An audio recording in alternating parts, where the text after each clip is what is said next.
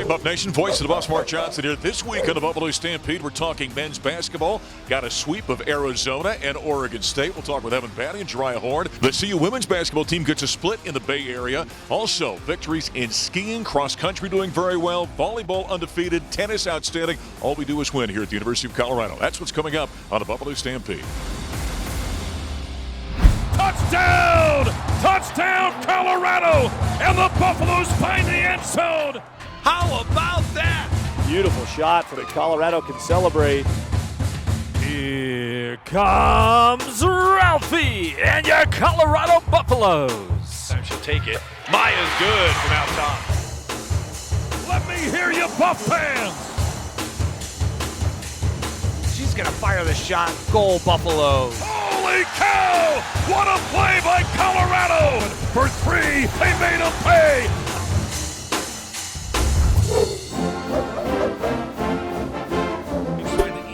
Gets it down inside, posting up. Evan Battey turns, and that time, he just high screen, top of the key, looking for the roll. Gets it in the paint, caught by Evan Battey, and he's sealed by Riley, and the layup is up and good. Parquet back in action, Buffs on top by 10. Evan Battey tries against Colloquial down the paint. On his way to the hoop, layup is up and good. And bucket, Battey's got 6 down the lane, and he gets the block on the other side on Akinjo. Loose ball to McKinley right, down the lane to the rack, reverse layup is up and good. A block by Evan Battey.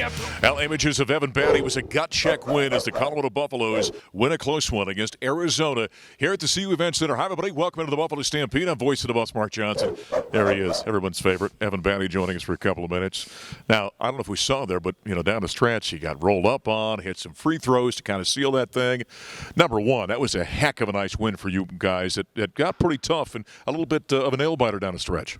Yeah, Arizona's a really good team, and then they're well coached, and they play defense and execute on offense. So it's just, they're tough to play against, and we got their best shot and we handled it. So 2 consecutive games. So the Buffs had, a 19-point lead, I think, against Utah, and end up losing that one. You have a 17-point lead early, it should be noted, in that game against Arizona, and you pull it out. Isn't it amazing how razor-thin the margin for error is in these ball games? Yeah, obviously, we're up 17 against Arizona. It's not going to last. We were holding them to 0% from the floor, and they're much better than that. So, sure. They're going to come back and make some runs.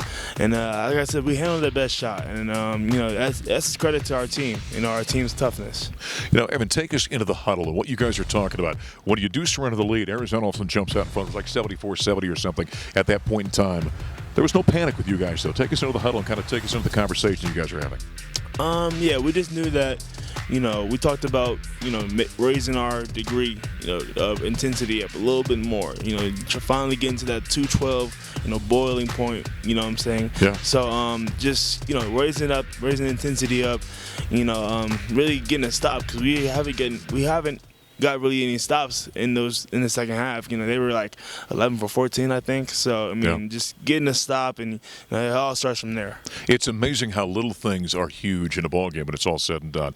Eli Parquet has a three-pointer at the buzzer to the end of the first half. He has another one late in that ball game. I remember going to the halftime break on the radio, and I said, that three-pointer could be the difference in that ball game, and he ended up winning by 3. Yeah, Eli, and he's a hell of a player. Just because he doesn't always get the most attention, but the things he does for this team is unquantifiable. Yeah, the Buffaloes get a nice win over the Arizona Wildcats. They've knocked off the Cats 4 straight years here at the Event Center, and we heard from head coach Tad Boyle after the game. That was a hard-fought win, gut check win, a win our guys had to fight for. Didn't play our best in the second half. Give Arizona credit.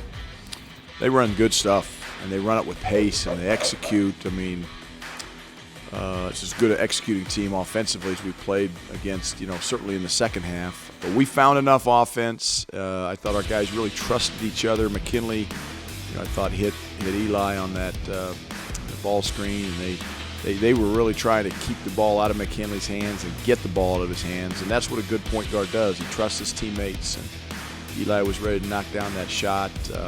Evan Battey was a beast in the second half. He slowed down when he got it inside. In the first half, I thought he was rushing things a little bit. Gut check win, team win. Tristan Da Silva, Alex Strouting in the first half gave us minutes when we were hampered with foul trouble. And great team win for Colorado. And and beat a good team. And we were coming off a disappointing loss to Utah. Arizona was coming off a disappointing loss to Utah. We both, competed hard, and we beat a good team tonight. They got some good players. Head coach Tad Boyle after the Buffaloes pick up the victory over the Arizona Wildcats. We continue for a couple more minutes here in the Buffalo Stampede with Evan Battey. All right, take us toward the end of the ball game. You hit some huge free throws. He got rolled up on. We hear that injury in football all the time where offensive linemen get planted, somebody rolls up on you, and still you had to come down the court to take a couple of foul shots. Hit them both, by the way. Was there any chance you were coming out? I had some doubt at first because my first step after I got up was just so much pain. Right. But after I walked on a little bit more, starting to get a little bit better, it still didn't really feel good. But I can manage. So the free throws was just taking my time. I know I'm a good free throw shooter, so just really coming in clutch for my team because my teammates gave me all the strength to shoot those. But that changes everything, doesn't it? When your foundation, your base, all of a sudden, you don't have a good footing there like you normally would. You got to overcompensate a little bit with your arms, I would think. Right. I really focus on my right side. Okay. And I used to when I was little, I used to shoot some off-balance shots. So I just kind of went back to those days and kind of just made up for my arms, like you said. So the Buffaloes get the win. He seals it. It was a 3-point ball game. Late desperation shot from about half court didn't go in. Buffs get the victory. You love the character of this team, don't you? I mean, you've had a couple of adversity spots this season, but this group continues to fight. Everybody hits adversity at some point, and I think the most telling thing about your team is when adversity hits and the way you respond to it. And I think we have responded to every adversity we've faced, I feel like, this year. And it just shows so much about our guys, so much about our character, so much about our intensity in our fights. So, Well, great stuff. The Buffaloes now, after coming back after the Arizona win, get a lopsided 29-point win. We'll talk about that coming up with Jeriah Horne here in just a moment as they knock off OSU. Now it's 4 on the road for the Buffaloes. Congratulations. Good luck in this road trip. Thank you. All right. Evan Battey, he and the Buffaloes right now heading out on the road for 4 straight as they find themselves in 3rd place in the Pac-12. The aforementioned Jeriah Horne coming your way next. On the right side of McKinley up a pick. There's the roll. Give off to Dallas. And he elevates. Quick pass to the paint. Caught by De Silva. Turns. Laces over the shoulder. Spins. Fades. Fires. Shot up the big side. Steal that time on McKinley. Pushes up court to the foul line. Jump pass. Down low to Silva. The grab. And a lob it inside. Letitia the catch. Power dribble goes up. Bobbles for Daniel. Steps to his right. Bounces off. Straight away. Foul line jumper by Tonight's guy. Evan Battey spins his way in the paint, shovels over the bucket to Silva with a grab with the reverse lay in the right corner. Schwartz along the short corner, bounces out. Dallas with a catch. There's some highlights of the lopsided victory by the Buffaloes. 29-point win over Oregon State. Big fellas. Dallas Walton, the guy that's over our shoulder here shooting free throws. Tristan De Silva, the freshman, also had a double-digit scoring contest. Back in the Buffalo Stampede, voice of the boss, Mark Johnson, Jeriah Horne. He was in double digits as well. We were just talking here before we went on. It was awful nice after the Utah game and the Arizona game to have one where we coasted to a win. There wasn't any great drama down the stretch of this one. Exactly, yeah. It was our focus to make sure that we finished the game tonight. And I feel like, we really did that. We did it well. Got a chance to let our freshmen get in and, get some playing time and, show growth. Really, I thought a complete ball game. You held the Beavers to, 34% shooting. Buff shot 56%. I mean, really, overall, there wasn't much in this ball game where you guys were not doing well, was there? No, I feel like, we really locked in on our personnel. Our, scouting report was great. And I felt like it was good coming off of such a quick turnaround for our team to really, bounce back and, show improvement. You got the big win on Saturday as they knocked off Arizona in a game where Arizona came back and the Buffs had to come back then late and pull out a close one, only having a day in between. And Tad told us on our radio broadcast, he said, we didn't have the guys do much in that day in between. Not much physical, right? And sometimes that's important for coaches to back off from a physical standpoint, isn't it? Yeah, I know. That's why the team likes that for sure. I bet. Being able to just, get some shots up, work on some of their actions, go through, the actions and things that they do, and just get our minds right and ready to play the next day. What have you learned about this program? You've been in a couple before this. What's your take on playing for Tad Boyle in this program and kind of how it's all orchestrated? Do you like it? I love it. Coach Boyle has a lot of trust in the players and allows us to play our game.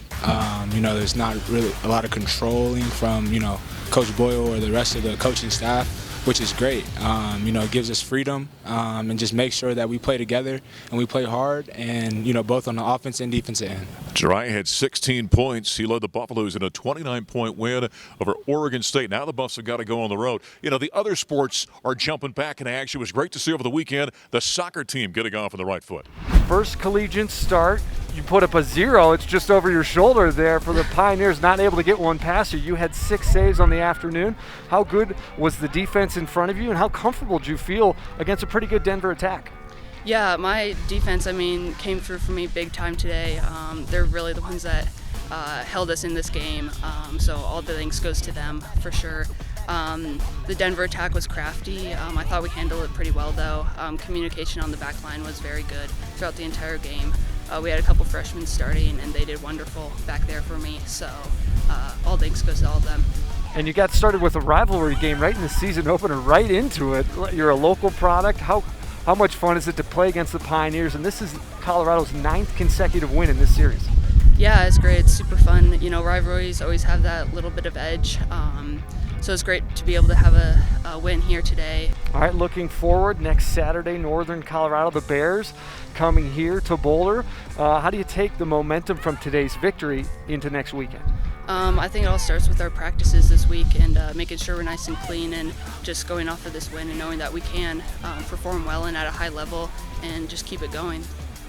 Danny, congrats on the win. Thanks for your time. We really appreciate it. The Buffaloes are victorious in overtime against Denver. It was an own goal situation in the 97th minute.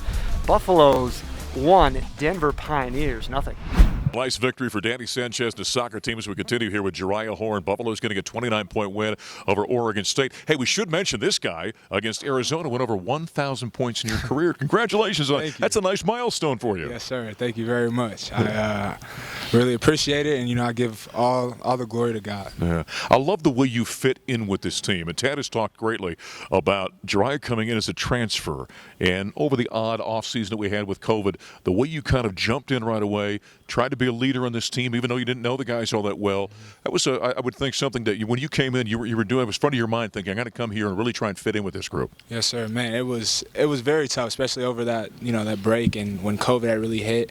I didn't get a chance to take any visits anywhere, right? So it was very difficult. But the most important thing that I did was I leaned on God. My faith. I prayed constantly in making that decision. I was led here, and I knew that it was going to be the right decision and the right fit for me. Well, you certainly have been a blessing to the Buffaloes, no doubt about that. All right, now you wrap up this homestand. Now the Buffs are going to go back on the road. They've got themselves right in the mix of this thing. They're sitting currently in 3rd place in the Pac-12. You got to go on the road. Stanford, Cal, the 2 Oregon schools, but certainly it's going to be a tough swing for you guys the next couple of weeks. Yes, sir. I think continue to do what we do. Focus on our scouting report. Allowing coach to lead us and just making each other better, in practice and just having a focused mindset, knowing that going on the road is going to be tough. We just got to stick together. Yeah, good stuff. Tough road trip upcoming for the Buffaloes. Jeriah, congratulations. Thank you very much. Appreciate it. Jeriah Horne, he had 16 points in the Buffaloes' 29-point win over Oregon State. We'll take a time out here in the Stampede. We're talking volleyball on the other side.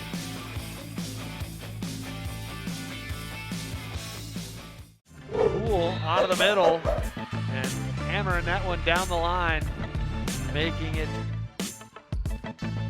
that one off the hands of the block and down. The Buffaloes win it. A clean sweep here, 3-0. Well, there's some great images as the volleyball team finally back in action, sweeping the Cal Golden Bears right here in Boulder. Back in the Stampede, voice of the Buffs, Mark Johnson, Jill Schneggenburger joining us for a couple of minutes. Sophomore outside hitter for the Buffaloes. First off, it's just great to be back in the court, isn't it? Yeah, it really is to be great back. I mean, we are playing in masks, which is a little different than we're used to, but it is honestly super amazing to be back, having a schedule, like being able to just do something on the weekends and play the sport we all love. Well, it's something that's interesting, I think, about student athletes because they get so accustomed, they hit campus and everything's scheduled, isn't it? Everything, I mean, it's classes, it's practice, it's matches, it's everything. Yep. And you guys were without that for a number of months. Yeah, that was really weird. I mean, we usually in the fall, so that's usually when our season is, we had classes in the morning and we had just like an hour of practice in the afternoon, and we're like, okay, what do we do with the rest of our day? So it was kind of weird, but it was kind of nice to have a little bit of an off time, but still, I like the schedule. I was going to say, as an athlete, you probably haven't had time off like that in a long time. Oh, no. Just a quick comment about, I love talking with student athletes about this. Your off season was so bizarre, like everyone's life actually was. What was it like for you? I mean, it was kind of nice to have an off season, get time to get back into volleyball. I mean, COVID ended our spring season, so we had a lot of months off, so we didn't get to play volleyball, get a touch of volleyball, get a workout. So it was really nice to be able to get some touches in and have an extra long preseason, I guess, for the spring. So it's been pretty good. So how did you keep yourself in shape? I mean, you're not playing volleyball. What are you doing? Well, at home, my mom's a Pilates instructor. Okay. So I got to have like free Pilates lessons. But other than that, like I would just go on YouTube, to be honest, and look up like workouts. Adam gave us workouts to complete while we were gone and over the fall, so we were able to do that. Well, the Buffs are playing some great volleyball. We'll talk specifically about on the court in just a moment. But speaking of sweeping the Cal Golden Bears, which volleyball did, women's basketball also had a nice win on the road in Berkeley over Cal. Frieda's going to get it back. Dribbles left. Mid-post there. The Euro step up and under and scores it. Yeah, it felt really good, obviously. And I think I have a lot of like up and down. Like I have a game where I'm lights out and then I have a game where I'm not really lights out. So it's always nice to have those games. I think what I'm thinking about is how I can be a little more consistent. But it definitely gives me more confidence, and I just got a lot of open looks today, and I didn't really get that last game, so it was just nice to be able to get those. We've been working a lot about having more ball movement and one extra pass and looking for mismatches and stuff, so I think we really executed our offense better today, and we're better at just moving the ball and being patient, and it's much easier to get an open look, as you say, when the offense moves like that. So it was just really nice to feel that flow, and when the whole offense is in rhythm, it's also a rhythm shot, so percentages are going to go up, and I think our whole team made a lot of shots today just because we were good at finding each other, and it's also much more fun to play that way. Colorado's going to dribble this one out, and it's a win for the Buffs on the road. We continue with Jill Schneggenburger talking volleyball. Nice win for women's basketball. The women's volleyball team getting a sweep over the Cal Golden Bears. A little about this team right now. You mentioned just a moment ago about playing in masks. That's kind of unusual. Basketball's not wearing masks. Volleyball is. Have you had to kind of get used to that, or how's that been? Yeah, I mean, we were kind of used to it already. We practice in masks, so we're able to kind of sort of get used to it, but if we need a breather after like a long rally, that we like look at the refs and we're like, we gotta breathe for a second. But it's not too bad. I mean, it hides all the great facial expressions we make, so that's a bonus. It's got to be good. The officials don't have to deal with that kind of thing. How about the way this team is playing? You're 4-0 right now. First time since 1998, the volleyball team has started 4-0 in conference play. Talk a little about the performance on the court. Yeah, I think we've had a very solid performance throughout all of the positions on our court. It's been great to have some new players on the court. We have a transfer, Rachel Farah. She's been doing great, getting a lot of points for us in the middle. Lissa and I are on the outside, and Brenna, who's just finally back from being like out for 2 years, is back playing libero for us. And yeah, it's been really good. The schedule's been a little bit unique because you play teams twice, played Cal twice here. Now you're on the road against Washington State. That's kind of an interesting juxtaposition of how the schedule normally would be. Yeah, so usually we play the two teams from each state, but Washington State, we get to have film on. We had film on them today, and then once we play them, we're gonna have film on them again, and then we're gonna play them again. I mean, it's kind of nice to be able to prep for just one team, but I know it's interesting. It's a different dynamic than we're used to. Yeah, by the second match at scouting report's pretty easy. You kind of know who the opposition is going to be. How about you now as a sophomore? I mean, you were an integral part of this team a year ago. What changes when you become a sophomore? Do you kind of know what's expected of you? Yeah, I mean, I kind of know all the tendencies of like the teams. I'm more like comfortable and used to it, but I don't know. I feel more comfortable on the court. I feel like I actually have a voice now. But yeah, it's been good. They always say the best thing about freshmen is to become sophomores.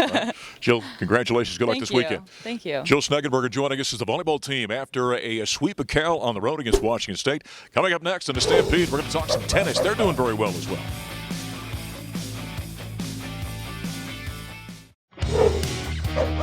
Well, the sports besides football and basketball finally getting on the playing surface, and cross country open up its season with a great weekend down in Gainesville, Florida. as they took part in the FSU Winter Classic. On the men's side, they finished third as a team. Edward Herrera was the runner-up on the men's side. The women's side, the women from the Buffaloes took the title, and Rachel MacArthur finished up in a fifth-place finish. And the cross-country team next in action will be in Las Vegas for an event coming up on February 20th. Back at the Buffalo Stampede, voice of the boss, Mark Johnson. Danielle Steinberg, the tennis coach, joining us here for a couple of minutes. They're off to a 3-1 start in the season, coming off a sweep this past weekend over Utah State. And like everybody else, we get them on it. It's great to finally be back at the court, isn't it? I know, it sounds a little bit like cliche, but we really are happy to be out there. Yeah. What was this offseason like for you? I mean, I'd say challenging. I think the main, challenge was that we didn't get to compete for so long, so almost a year, and that's it's hard to stay motivated and stay focused and kind of expose what we need to work on when you don't actually get to compete. I think the girls did a great job in the fall, staying focused and working hard. We did have to stop a couple of times, which was challenging, but again, we're just happy to be out there. Like a lot of the sports, I'd imagine there were times where you didn't have any contact with your players outside of virtual contact. Right. How were they staying in shape? What kind of things were you having them do? I mean, I hope they were staying in shape. We sent them programs, and most of them were back home. To be honest, most countries and states, everything was shut down. Sure. So we did a lot of programs in-house, in front of the TV. They weren't able to play for a long time. I'd say a couple of months. So again, you just do the best with what you get, because of some of the restrictions that we deal with, we were talking about volleyball, having to wear a mask on the court when they're taking on their opponent. Your girls, you got to do the same thing, don't they? Yeah, we do when we're indoors, and it's been challenging. Yeah. It's not easy to breathe with a mask on, but again, if this is what we have to do to be able to go out there and compete, then we're going to do it. The players adjusted it to it very well. So the one thing we've noticed in all sports, though, coaches have a tough time yelling at their players when they're wearing a mask. I think maybe the players like that, actually, because they can't hear me. So. Well, we'll continue to talk tennis here in just a moment. Right now, though, a little bit of skiing. The ski team got its season underway up in Aspen, and Magnus Bowe, as usual, was outstanding. My name is Quinn Lemcool, and we're here at Aspen, and this is day 2 of the CU Invitational. And today, the women have a 5K Classic race, and the men have a 10K Classic. I've raced here since I was little, and I always forget how hard it is. It's a lot different than yesterday. Yesterday was only like a 1.5K sprint course, so you kind of give your all each heat, and then this time you had to pace it a little bit because it was a little longer race.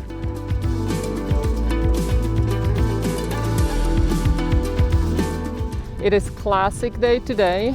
Girls went first. We had 3 girls in top 10.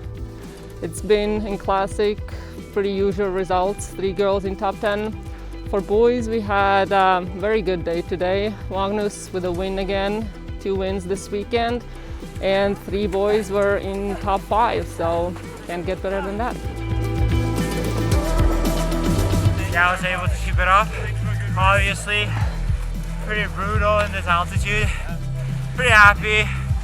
The shape was where it should be.